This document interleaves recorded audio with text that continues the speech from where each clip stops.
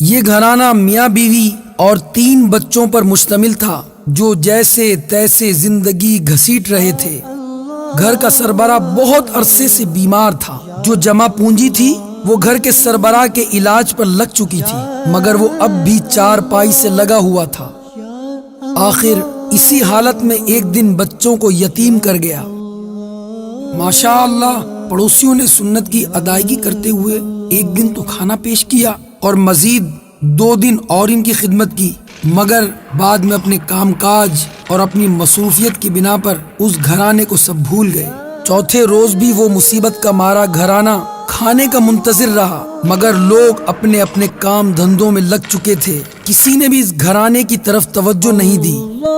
جب بھی قدموں کی چاپ آتی، انہیں لگتا کوئی کھانے کی تھالی اٹھائے آ رہا ہے، مگر کسی نے بھی ان کے دروازے پر دستک نہ دی۔ ماں تو پھر ماں ہوتی ہے نا، اس نے گھر سے کچھ روٹی کے سوکھے ٹکڑے ڈھونڈ نکالے، ان ٹکڑوں سے بچوں کو بہلا پھسلا کر سلا دیا۔ اگلے روز پھر بھوک سامنے کھڑی تھی، گھر میں تھا ہی کیا جسے بیچا جاتا۔ پھر بھی کافی دیر کی تلاش کے بعد 2-4 چیزیں نکل آئیں، جنہیں کباڑیے کو فروخت کر کے 2-4 وقت کے کھانے کا انتظام ہو گیا۔ جب یہ پیسے بھی ختم ہو گئے تو پھر جان کے لالے پڑ گئے۔ بھوک سے نڈھال بچوں کا چہرہ ماں سے دیکھا نہ جاتا۔ 7ویں روز بیوہ ماں خود کو بڑی سی چادر میں لپیٹ کر محلے کی پرچون کی دکان پر جا کھڑی ہوئی۔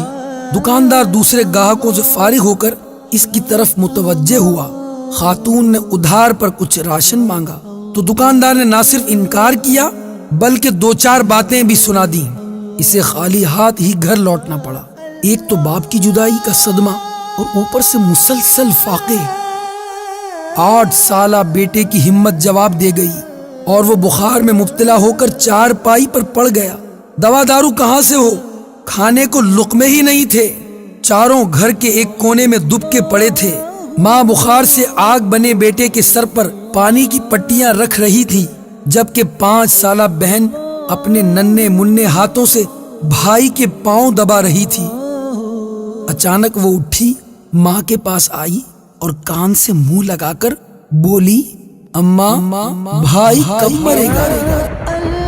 ماں کے دل پر تو گویا خنجر چل گیا۔ تڑپ کر اس نے سینے سے لپٹا لیا اور پوچھا، میری بچی تم یہ کیا کہہ رہی ہو؟ بچی نے بولا، ہاں ماں، بھائی مرے گا نا تو کھانا آئے گا نا۔ میرے میٹھے اور پیارے پیارے اسلامی بھائیوں، اپنے ارد گرد کا جائزہ لیجیے۔ کتنے سفید پوش ایسے ہیں جو شرم و حیا کی وجہ سے اپنے ہاتھ نہیں پھیلاتے۔ کتنے گھرانے ایسے ہیں جو اپنی ضروریات کو پورا نہیں کر پا رہے۔ جائزہ لیجیے، ان کی مدد کیجیے، اللہ آپ کی مدد کرے گا۔ صلو علی الحبیب صلی اللہ تعالی علی محمد۔